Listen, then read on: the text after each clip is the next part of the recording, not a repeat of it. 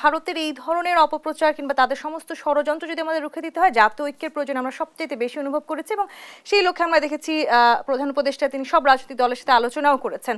এখনকার বাস্তবতায় যে জাতীয় ঐক্যের কথা আমরা ভাবছি, সেই জাতীয় ঐক্য কতখানি কাজে দিবে? কাজে দেবে যদি সেই ঐক্য ধরে রাখা যায়, কারণ সেই ঐক্য বিনষ্ট করার অনেক চেষ্টা কিন্তু আমরা দেখি। আর যারা পতিত পরাজিত তারা তো চেষ্টা করবেই। এখন তারা সক্রিয় না বলে হয়তো গোপনে আড়ালে করছে, দেশে বিদেশে করছে। তারা যখন সক্রিয় হবে, স্বাভাবিক হবে এবং তাদের একটা মানে স্বাভাবিক অস্তিত্ব নিশ্চিত হবে যদি হয়, তখন তারা নিশ্চয়ই এই অনৈক্য তৈরি করার চেষ্টা করবে, এই ঐক্য রাখবে না।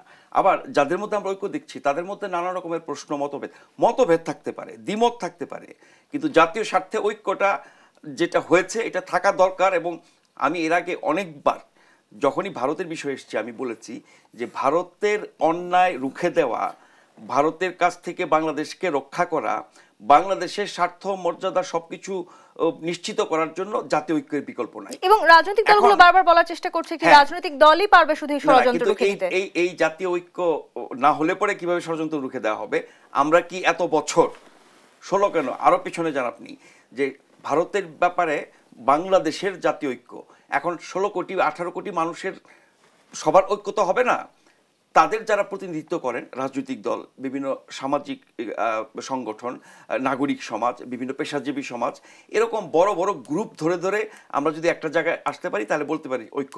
এখন যে বড় অংশটুকু নাই, তারা না থাকাতে এই ঐক্যটা সহজ হয়েছে, তারা থাকলে এটা হতো না।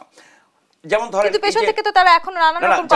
জাতীয় ঐক্যের জন্য ডক্টর ইউনূস যখন সব দলকে ডাকলেন তখন বলা হলো যে আওয়ামী লীগ 14 দল বা জাতীয় পার্টি এরা তো জনগণের একটা বড় অংশকে প্রতিনিধিত্ব করে। সবশেষ ভালো নির্বাচনে যেই সংখ্যক জনগণ তাদের সাথে ছিল, এখন কত আছে আমরা জানি না। নির্বাচন হলে আমরা বুঝতে পারবো, যদি নির্বাচন হয়, যদি তারা অংশ নেয় বা নেওয়ার সুযোগ থাকে। কিন্তু একটা অংশ আছে জনগণের তাদের পক্ষে, এটা নিশ্চিত বলা যায়। সংখ্যাটা এখন কত আমরা বলতে পারবো না, কিন্তু আমি বলছি যে এদেরকে না নিয়ে কি করে জাতীয় ঐক্য হলো, এই প্রশ্নটা জাতীয় পার্টি তুলেছে। একদিক থেকে শুনলে মনে হয় ঠিক আছে, কিন্তু ভারত প্রশ্নে তাদেরকে নিয়ে কি কোনো ঐক্য সম্ভব? বা এই মুহূর্তে আপনি ঐক্য করবেন, তাদের কাকে নিয়ে বসবেন আপনি? তাদেরকে প্রতিনিধিত্ব করার কেউ আছে? নাই।